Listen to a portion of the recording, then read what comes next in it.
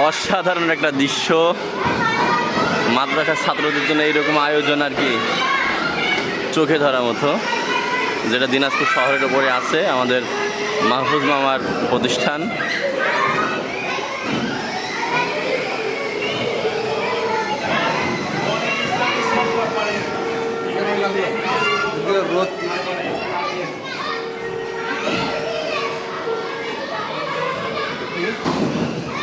অসাধারণ একটা দৃশ্য, মাদ্রাসার ছাত্রদের জন্য এইরকম আয়োজন আর কি চোখে ধরার মতো, যেটা দিনাজপুর শহরের উপরে আছে আমাদের মাহফুজ মামার প্রতিষ্ঠান।